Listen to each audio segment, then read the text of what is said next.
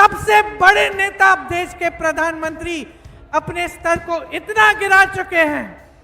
आप सब देख रहे हैं, आपकी आंखों के सामने है। एक तरफ वंदे मातरम जो हमारे देश का गीत है, जो अहिंसा और सत्य का गान है, जो उस आंदोलन, उस सत्याग्रह का गान है जिसने अहिंसा द्वारा इस देश को स्वतंत्र किया। और आप ऐसी हिंसक बातें कर रहे हैं। आप किसका मजाक उड़ा रहे हैं? इस देश की जनता का मजाक उड़ा रहे हैं। ये देश जो है बहुत विवेक है इसमें। मैं बताती हूं आपको, सुन लीजिएगा प्रधानमंत्री जी जहां भी है, मैं बताती हूं,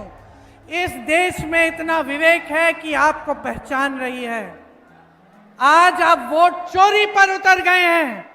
जैसे महात्मा गांधी ने देश की आजादी की लड़ाई की शुरुआत बिहार से की थी, उसी प्रकार की लड़ाई इस बार कांग्रेस बिहार में लड़ रही है, बिहार को एनडीए से मुक्त कराने के लिए। नमस्कार, मैं हूं प्रियदर्शन और ये तमाम बातें कही हैं कांग्रेस नेता प्रियंका गांधी ने। प्रियंका गांधी जो बिहार में चुनाव प्रचार करने के लिए कटिहार आई थे, तो आज कटिहार में प्रियंका गांधी ने काफी आक्रामक तेवर दिखाते हुए एनडीए, नीतीश सरकार, प्रधानमंत्री नरेंद्र मोदी सहित चुनाव आयोग पर तीखा हमला बोला है और उन्होंने कई किस्म की बातें कही हैं। दरअसल प्रियंका गांधी इस बार के बिहार विधानसभा चुनाव में काफी सक्रियता पूर्वक बिहार में अपनी भूमिका अदा कर रही हैं। कांग्रेस के चुनाव अभियान को आगे बढ़ाने के लिए प्रियंका लगातार बिहार में चुनावी दौरे कर रही हैं, अलग अलग जगह रैलियां कर रही हैं और इन तमाम चीज़ों के बीच प्रियंका गांधी कांग्रेस के चुनावी अभियान को अपने कह सकते हैं कंधों पर उठाए हुए लगातार बिहार में नीतीश सरकार को बदलने के अभियान को आगे बढ़ा रही हैं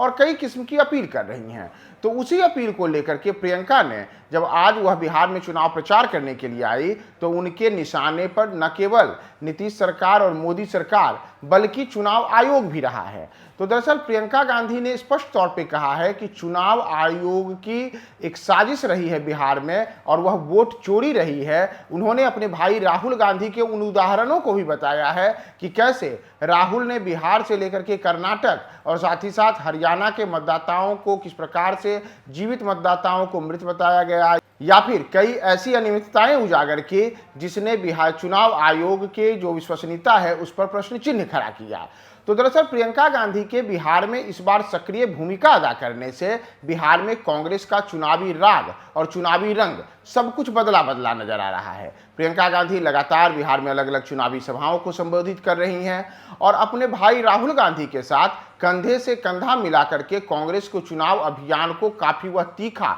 और प्रखर बनाने को लेकर के लगातार सक्रिय हैं। प्रियंका गांधी की इस भूमिका से कांग्रेस में एक प्रकार से कहे कि नए किस्म की जान फूंकने की जो कवायद है, उस कवायद में कांग्रेस बड़े स्तर पर सफल भी होती दिख रही है। इसका एक बड़ा कारण एक आप कह सकते हैं कि बड़े स्तर पर आप वह भी देख सकते हैं जब राहुल गांधी और प्रियंका गांधी की सभाओं में जो जुटने वाली भीड़ है वो बड़े स्तर पर जुट रही है। विशेष करके प्रियंका गांधी लोगों को अपनी ओर जोड़ने, पार्टी के लिए समर्पित होने और साथ ही साथ कांग्रेस पार्टी के जो भी अलग अलग जगहों पर प्रत्याशी हैं उनकी जीत सुनिश्चित करने के लिए तमाम किस्म की रणनीतियों को अंतिम रूप देने में बड़ी अहम भूमिका अदा कर रही हैं। और कांग्रेस जो कि एक लंबे अरसे के बाद बिहार में इस प्रकार से जमीनी स्तर पर काफी सक्रियता से चुनाव लड़ रही है, कांग्रेस के तमाम जो दिग्गज नेता हैं और विशेष करके जो प्रियंका गांधी और उनके भाई राहुल गांधी हैं, वह बिहार में जिस प्रकार से सक्रिय हैं, इसने कांग्रेस को बिहार में नई जान फूंकने वाले जो काम किया है, इससे कांग्रेस इस बार के चुनाव में जहां एक ओर खुद को पुनर्जीवित करने को लेकर के तो काफी सक्रिय है ही, वहीं इससे विपक्षी दलों के भी होश उड़े हुए हैं, क्योंकि अपने आप में राहुल और प्रियंका ये दोनों ऐसे चेहरे हैं सियासत के जिनका कि राष्ट्रीय स्तर पर एक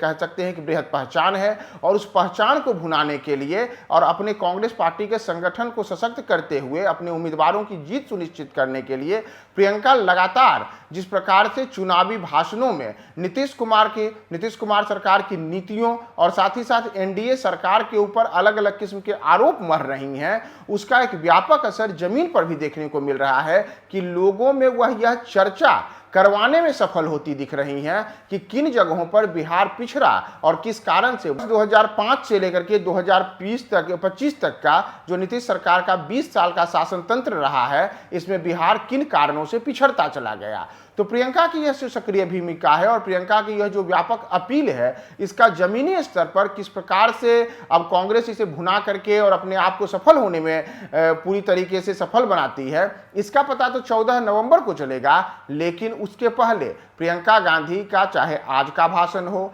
इसके पहले उनके तमाम जो चुनावी अभियान रहे हैं, उन अभियानों में प्रियंका ने जिस प्रकार से कांग्रेस को पुनर्जीवित करने, कांग्रेस के नेताओं में जोश जगाने और कार्यकर्ताओं को पार्टी से जोड़ करके पार्टी के उम्मीदवारों की जीत सुनिश्चित करने के लिए जो काम किया है, इसका व्यापक असर चुनाव में देखने को मिल सकता है। और कांग्रेस इस बार के बिहार विधानसभा चुनाव में संभव है कि प्रियंका गांधी के नेतृत्व में बिहार में कुछ अलग करे, और जो अलग करेगा उसकी अगले अपडेट को भी हम आपको 14 नवंबर को बताएंगे। बने रहे न्यूज़ फॉर नेशन के साथ। सूरज की पहली किरण के साथ जाग उठा बिहार, हर मत बने नई उम्मीद, हर कदम जिम्मेदारी। न्यूज़ फॉर नेशन की अपील, 6 और 11 नवंबर को घर से निकलें, वोट करें और अपने भाग्य विधाता खुद बने।